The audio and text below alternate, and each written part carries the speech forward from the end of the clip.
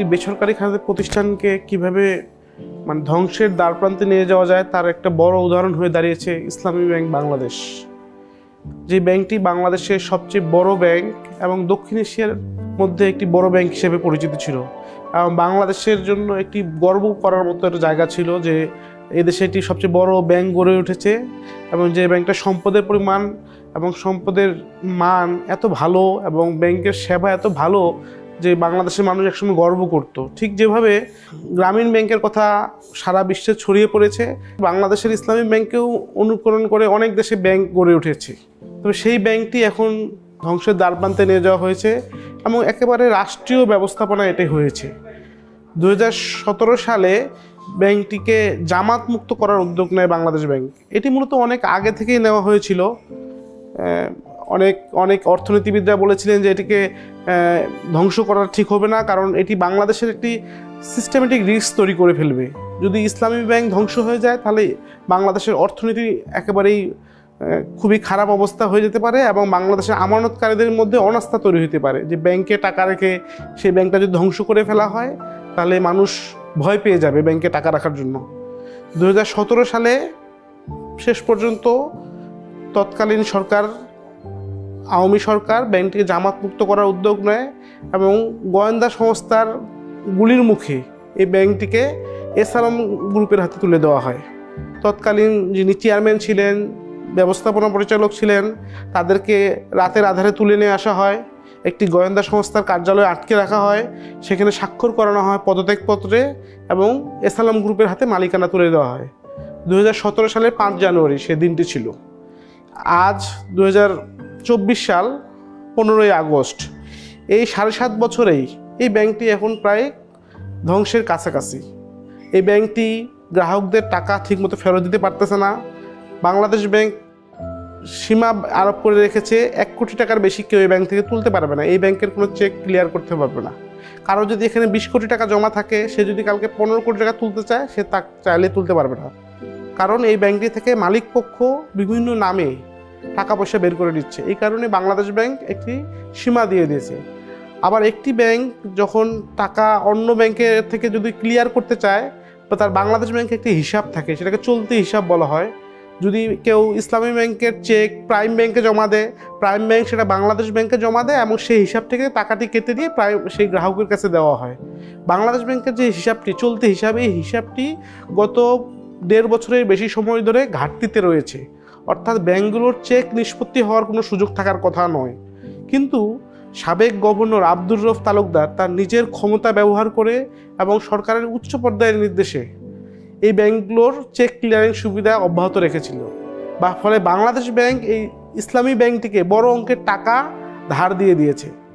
এর বিপরীতে বাংলাদেশ ব্যাংকের কাছে কোনো সম্পদ জমা নেই, কোনো ট্রেজারি বিল নেই, বন্ড নেই, যা পৃথিবীর ইতিহাসে একটি বিরল ঘটনা। এভাবে কোনো ব্যাংক টিকিয়ে রাখা পৃথিবীতে হয় কিনা আমাদের জানা নেই, কিন্তু ইসলামী ব্যাংকের ক্ষেত্রে ঠিক তেমনটি হয়েছে এবং বাংলাদেশ ব্যাংকের টাকাও লুটে নিয়েছে এই এসআলম গোষ্ঠী।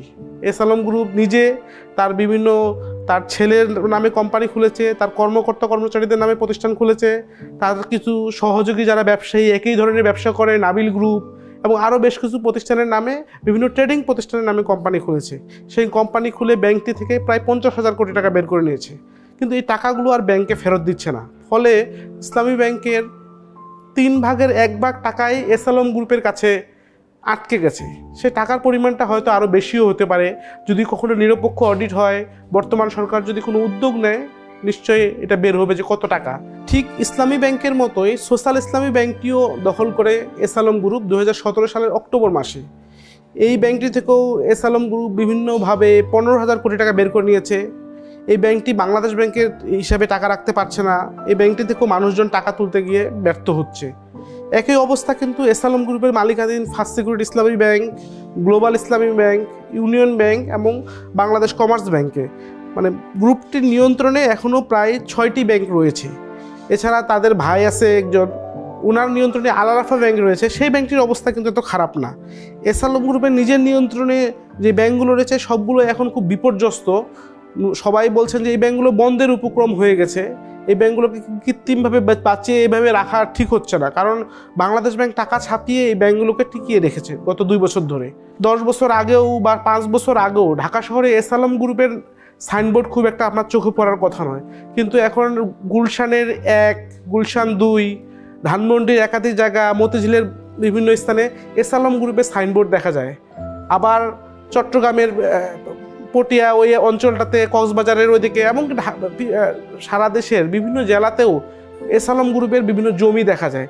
ব্যাংকের টাকাগুলো বের করে এভাবেই বিভিন্ন সম্পদ গড়ে তোলা হয়েছে। কোনো শিল্প কারখানা কিন্তু সেভাবে গড়ে তোলা হয়নি। যদি শিল্প কারখানা গড়ে তোলা হতো, মানুষের কর্মসংস্থান হতো, সে টাকাটা আবার ব্যাংকে ফেরত আসতো। ঠিক একইভাবে এসব টাকা বাইরেও পাচার হয়ে গেছে বলে অর্থনীতিবিদরাই বলছেন। এই কারণে এস আলম গ্রুপের নামে সিঙ্গাপুরে, মালয়েশিয়ায়, দুবাইয়ে আমরা হোটেলের মালিকানার খোঁজখবর পাওয়া যাচ্ছে, এবং এই হোটেলগুলো থেকে আদৌ কতটা আয় হচ্ছে এবং এই অর্থটা দেশে আসতেছে কিনা, এগুলোর আসলে কোনো খতিয়ান নেই বা কোনো খবরও নেই। বাংলাদেশ সরকার কিন্তু কাউকে বিদেশে এইভাবে হোটেল কেনার অনুমোদন দেয় নাই। পুরোটাই হয়েছে অবৈধ প্রক্রিয়ার মাধ্যমে।